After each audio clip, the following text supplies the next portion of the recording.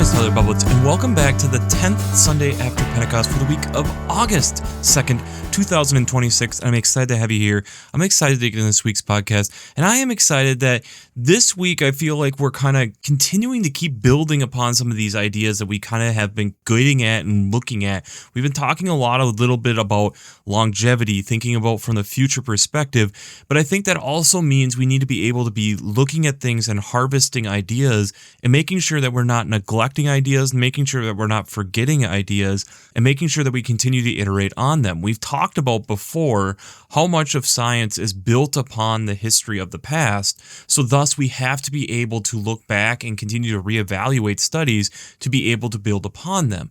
When we forget that sentiment, when we forget that idea, it makes it so that it's difficult for us to be able to actually grow within science.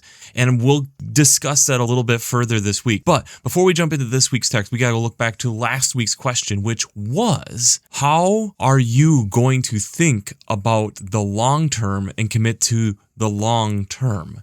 And that's one of the things that we got back from one of our loyal listeners this last week, talking about how old school craftsmanship, the aspect of doing things with your hands, woodworking, carpentry, leatherworking, the nice thing with that is this is how I do it, and there isn't necessarily an quote-unquote update that comes with it.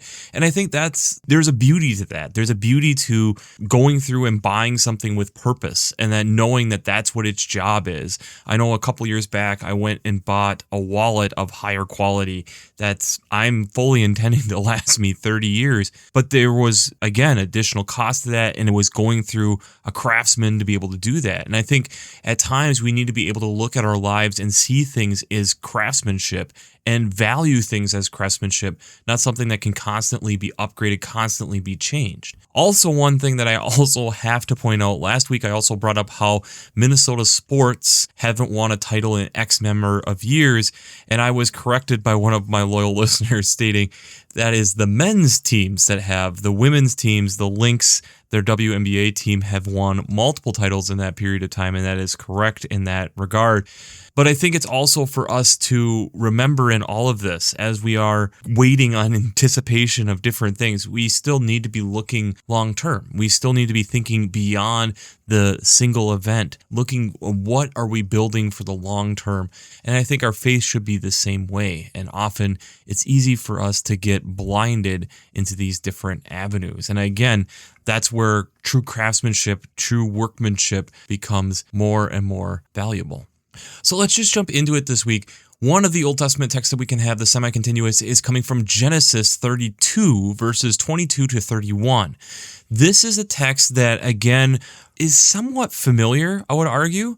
We're having where Jacob is continuing to move his wives, his maids, his children, all of this. And at night, he wrestles with God. And there is this wrestling back and forth. And this idea, as day is breaking, Jacob just will not let go. And God says, what do you want? What are you wanting? And Jacob is wanting a blessing. So he gets a blessing. And then on top of that, Jacob gets a little bit greedy and wants to know the name of who this person is. And God says, no, that's not what I'm going to do. But he strikes a pain into the hip of Jacob, who then walks with a limp. But it's also renames the place Peniel, for I have seen God face to face, yet my life is preserved.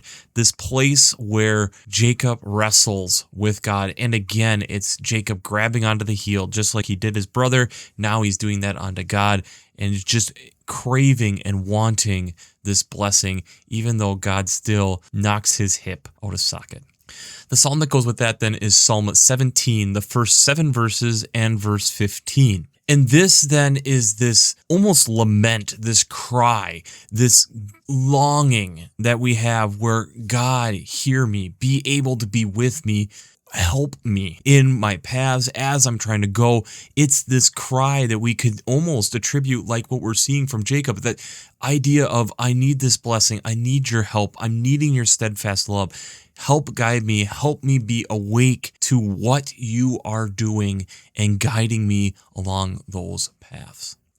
The other Old Testament text this week is out of Isaiah chapter 55, the first 5 verses of it. And this is a text reminding us of how God continues to provide for us. That there's this thirsting that we have, the hunger that we have, that God is in everything that we're doing, and we just need to be inclining our ear. We need to be turning our ear toward God so that we can recognize it and hear it and know that the God who is over all of it then will be able to utilize it and gift us this. It means that we need to be able to utilize the resources, see the resources for what they are, and recognize that these are things that God is allowing us to be able to be part of to magnify the glory of who God is. The psalm that goes with that then is Psalm 145, verses 8 and 9, and then 14 through 21.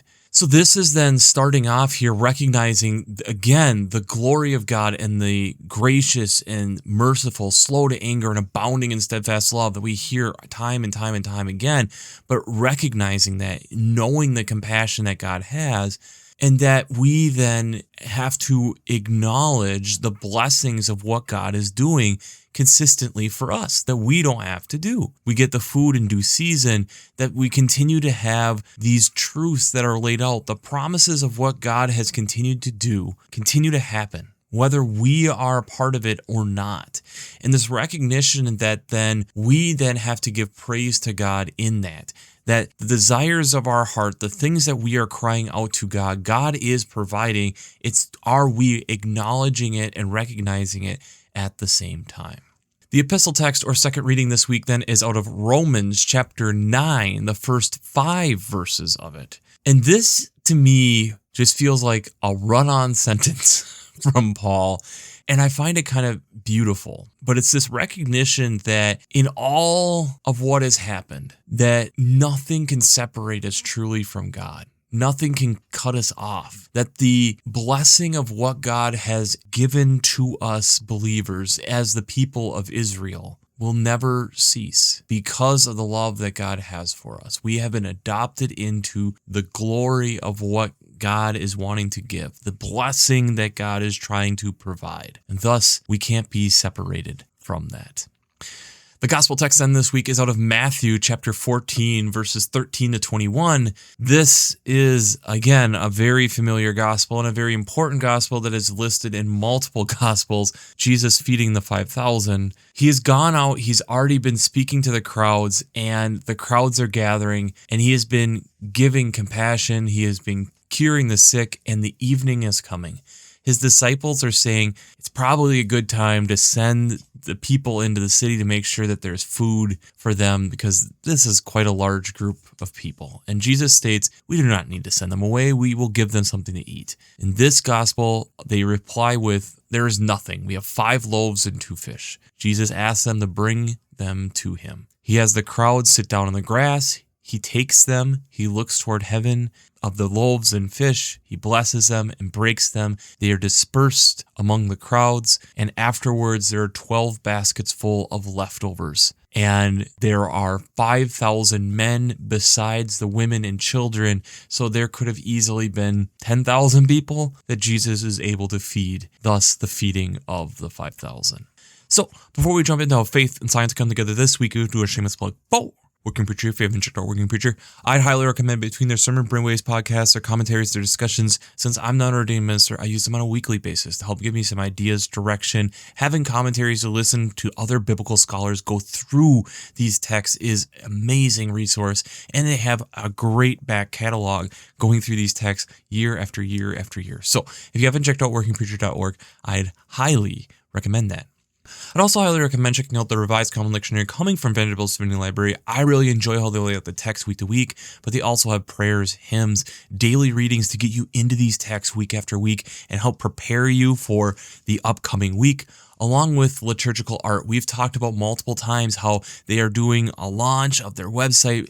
They kind of rebrand how they're doing the art section, but I find it so valuable being able to see how others artistically have interpreted these texts throughout the world, throughout time, is very fascinating, and a lot of times can give you a new perspective on these texts. So if you haven't checked out the Revised Common Lectionary coming from Vanderbilt's Divinity Library, I'd highly recommend that as well.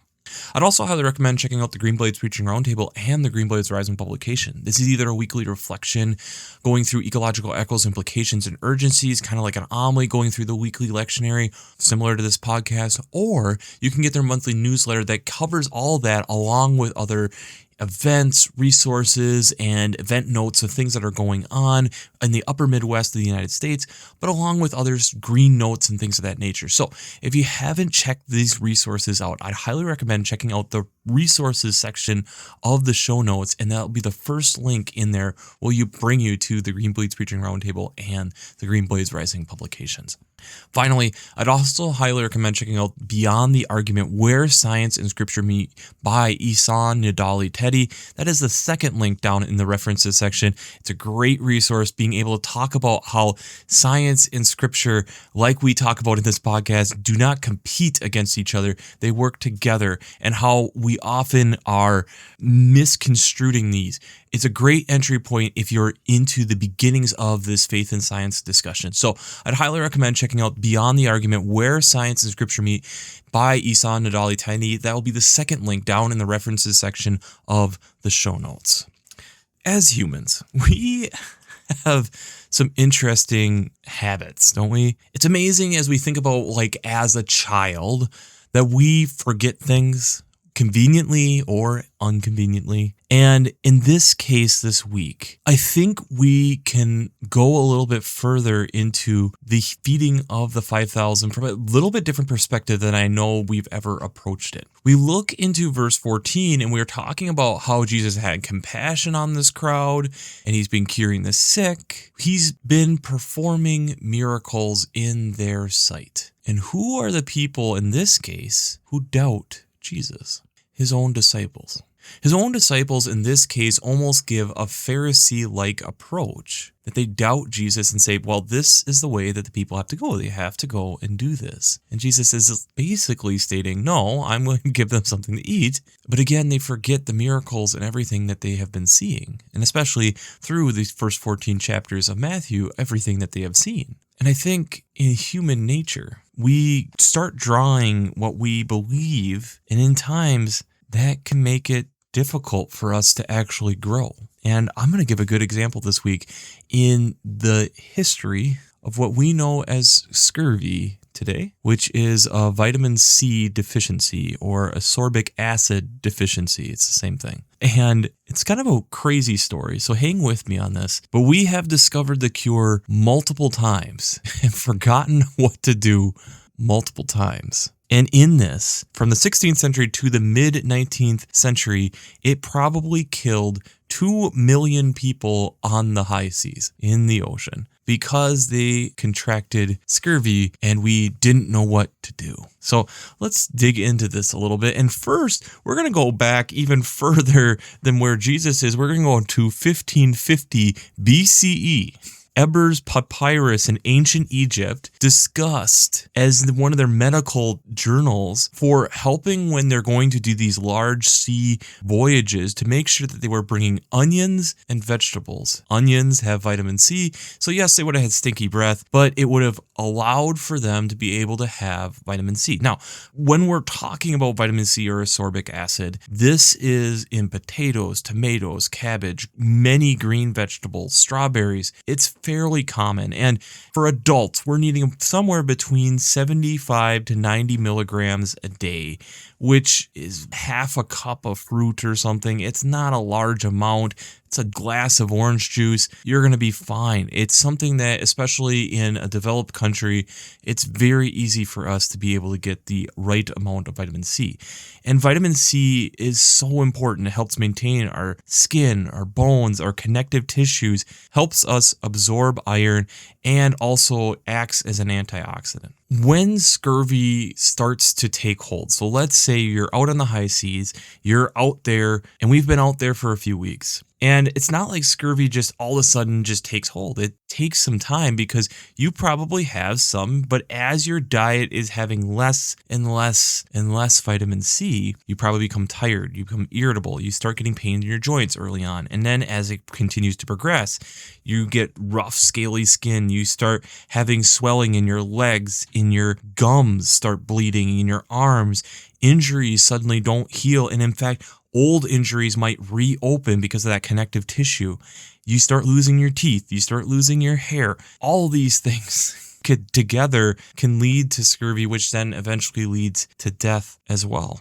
And this whole process of what you are going through is just kind of brutal. So in the 16th century, the Iroquois native people in North America were struggling with getting the right amount of vitamin C, especially in the winter. And what did they discover? They discovered making tea from the pine needles was helping them be able to get that. And in Norway, around the same period of time, they were actually bringing people to force them to eat cloudberries and even bringing them to specific islands to eat that. And there's evidence, potentially, it's hypothesized that in the 15th century, for long sea voyages, the Chinese were having people eat sprouted soybeans to be able to get that vitamin C. And this has been something for centuries that has continued to be issues for this. So one of the first cases where we were starting to maybe get glimpses again in the more semi-modern context that we have an idea of what to do was in 1497. Vasco da Gama was doing this trip from Europe to try to go directly to India. And again, we're trying to find this sea trade route. And he ends up landing in modern day Mozambique. His crew comes and is basically half the crew is suffering from scurvy. The people there offer them oranges being extremely high in ascorbic acid and thus being able to heal the crew. And so when he goes and does another mission in a couple years, and again, people are getting scurvy, his crew is like, can we get some oranges? And he just doesn't do it. He doesn't think and there was so many different theories. He thought it was bad air that they had gone through. He ends up losing about half his crew, including his brother, in this whole expedition. We had an English captain in 1622 stating that he's like, lemons and oranges seem to be treating this. No action. The East Indian Company, which again, remember, this is coming out of the UK, this is huge at the time, tried dried fruit. The problem with ascorbic acid or vitamin C is that it becomes really temperamental. As it dries out and you're taking the water out, you lose some of the vitamin C. If it's heated to too high of a level, you lose vitamin C. It needs to almost be eaten as fresh fruits and vegetables to be able to get the most out of it. It's really temperamental that way. So they tried the dried fruits. You had taken so much of the vitamin C out of that, it just wasn't as good. In 1734, a Dutch physician, Johann Bachstrom, ended up making his test and was able to write a scientific paper stating that he was thinking scurvy was due to the lack of fresh fruits and vegetables. You would think that's the end of the story, and it's not, because it wasn't ever translated into English until semi-recently, and especially that it's the UK who was kind of running a lot of things going on in Europe at the time, so the UK didn't accept it. Which leads us to an interesting touch point where you could argue kind of a beginning point of modern science comes in 1747 with James Lind, who kind of gets credited for discovering the cure for scurvy. But what he ended up doing is, on a ship, there was 12 sailors who all are about the same age, seeming to have similar ailments. He divides them into 6 groups. One group gets sulfuric acid, alcohol, and spices as their treatment. One group gets garlic and mustard paste, another cider, another vinegar, another seawater, and another one the diet of oranges and lemons. And they concluded at the end of their 12-day study that the oranges and lemons group, one was healed, one was almost healed, the other ones weren't doing so well, and it's like, oh, this is looking good. And when Lind had all the data there in front of him, he said he blamed humidity, because in dry climates, people didn't have this ailment. We see this kind of continued process going on time and time again. We've seen scurvy come up in the Irish potato famine, where the British Isles weren't able to provide fresh fruits and vegetables to the people, and people died because of that. We see it in the Civil War. We saw it in the California Gold Rush, and we in fact even saw it as early explorers in the 19th century from Europe going around the Arctic Circle, they were dying because of scurvy, but the locals were not. Why? Because they were eating vitamin C rich algae out of the water that the Europeans were not touching.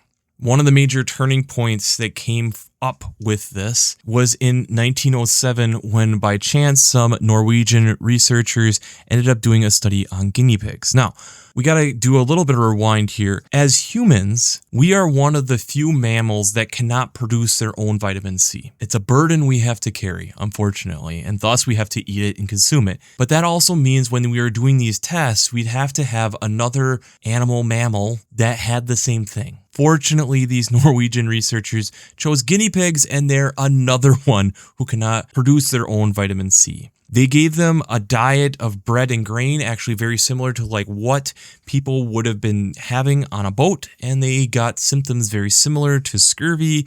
And when they gave them cabbage and lemon juice, they seemed to be cured of this. This was then defined as a dietary deficiency that was suddenly happening. And so then it became this process of trying to find it. Well, when we're thinking about a lot of fruits and vegetables, there's a lot of sugars, there's a lot of other things in there. So it took a while to be able to figure this out. And until 1930, when a Hungarian chemist, Albert Szent Györgyi, who was in a region where they had a lot of paprika, and his wife had sent him some paprika for lunch that he didn't want to eat. He tried actually looking at it under a microscope and was able to start breaking down and figuring out what vitamin C is, and ended up getting a Nobel Prize for his discovery. We've covered where multiple different groups of people have discovered cures, but it took thousands of years, really, for us to really nail down, one, what is fully going on, and two, how we're actually going to move forward with this. When we think about what Jesus is talking about here, these people have been seeing all these miracles all day. And yet the disciples are blinded by, well, we need to eat and there's not a lot of food here, so we got to go to the market, not even thinking or occurring to them that maybe Jesus has this covered. And this gets back to some of the Psalms that we were talked about this week, how God wants to provide for us, but we have to be open to it. We have this desire to know. We have this desire to wrestle and keep going and saying, God bless me, God bless me, God bless me, like we saw with Jacob. But then we also have to have our eyes opened enough to be able to see the blessing that is sitting in front of us as well. Because if we aren't willing to see the blessing of what is going on, if we're too consumed potentially with saying, oh, it was the humidity, oh, it was bad air, but then never getting back and retesting it, we're blind. We're shooting from the hip and we're just hurting ourselves because we're not able to see the blessing of what God is actually doing for us. When we start looking and acknowledging the blessings of what God has provided and put around us, and see and be able to understand to some extent the amazing things of what God is trying to take care of for us, it's time and time again we get blown away with the blessings of what God has done to the point where then we rejoice and are glad in it. And we are able to fulfill this, God has blessed me, thank you, God, thank you for blessing me, and acknowledging the blessing. And do not think when we do that, that not only are we going to see more of the blessings of what God has done, but also God's like, yes, they're getting it. There's more blessings that I can give. Yes, there is nothing that can separate us from the love of what God has for us. I would amend Paul in saying, with the exception if we will not see the blessings of what God is providing. How many times has God helped people see what was going on to be able to cure scurvy? So it wasn't killing people. We went through 5 or 6 different times where the evidence was right there, where some knowledge was there that was taking care of it, and yet we ignored it, or we forgot it, or we said that couldn't be what it was. When Jesus is feeding the 5,000, I think it's easy for us to omit the miracles and the compassion that he was doing before that, which then makes the feeding of the 5,000 also a slap in the face to us when we aren't seeing the blessings of what God is doing for us consistently. we want to see these huge and vast miracles, we thus also have to be able to acknowledge the blessings and the miracles, the everyday ones that are being presented to us on a day in and day out basis, and recognize that that is blessings to us, recognizing that is out of love to us, that God is doing that on a day in and day out basis. And until we recognize that, we can't build upon our knowledge because we're still trying to get the elementary blessings out of the way. You can't build upon something until you understand it. God had given plenty of things, and it took us 2 centuries to get to the aspect of there's something in these fresh fruits and vegetables that seems to be helping it. And once we were able to get to that point, it took us 30 years to really be able to isolate it and then say, okay, this is the compound of what's going. But even if you want to take things out, saying it was from the 15th to 16th century till about 1907, we were questioning if we want to take the ancient Egyptian text out. That's crazy. That is us wandering in the desert for how long? Because we aren't willing to admit what we are seeing or aren't able to have our eyes opened to what we are observing and seeing happen. And yet we're losing people's lives because we aren't willing to open our own eyes to the miracles of what God is doing. Jesus had been performing miracles all day, and the disciples did not see the miracles. They came to expect the miracles. And so thus, when food was needed, they didn't expect a miracle. And thus, they get surprised again. Jacob is begging for a blessing, and yes, he gets a blessing, but he also isn't recognizing how God has continued to bless him to this point, stealing the birthright, helping him escape his brother, helping him be able to get the wife that he desired.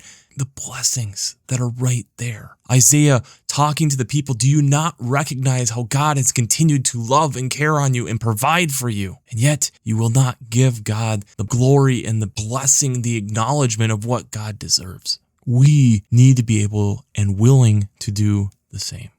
So the question I have for you this week is, where are you seeing God's blessings in the everyday? Where are you seeing God's blessings in the everyday? Because if we aren't willing and able to do that, we are at an elementary phase of being able to see the miracles of God, period. Until we can acknowledge and see that on a day in, day out basis and acknowledge it and sing praise to it, we're nothing.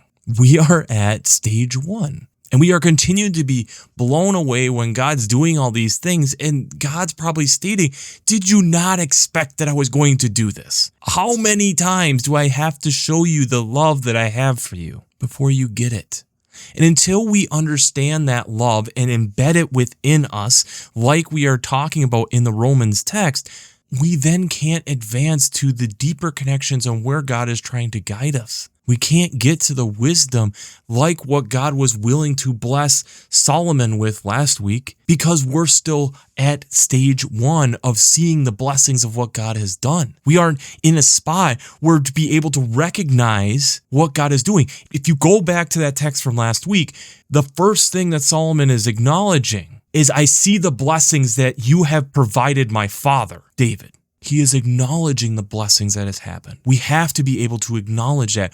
In order for science to work, we have to acknowledge and understand and continue to want to build upon the knowledge of what we have understood through time so that we can continue to build upon our knowledge. And that is what science is. If we are going to continue to grow in our faith, we have to be able to acknowledge the blessings that are being provided to us straight away. And if we aren't willing and able to do that, we're in trouble.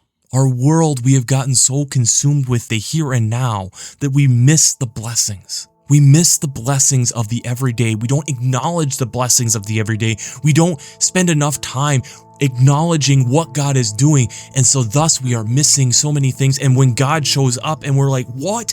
Our minds are blown. And I would argue in a lot of ways, God is saying, you little child, do you not expect that I was going to show up here? If you were seeing and recognizing what I was doing, you would know that I was here, I cared for you, and of course I was going to show up. You still are not ready for what I have for you next. We are in the season of growth in the season after Pentecost. We are in the growing season. It is green within the church. We thus need to be growing. We need to make sure that we are acknowledging those blessings so that we can continue to move forward. Let's not repeat what we have done with vitamin C and ascorbic acid. Let's make sure that we continue to build upon our understanding of God and what God's creation is here and doing for us on a day in and day out basis. So, we'll wrap this up as we always do. I pray God blesses you through your faith and amazes you through science.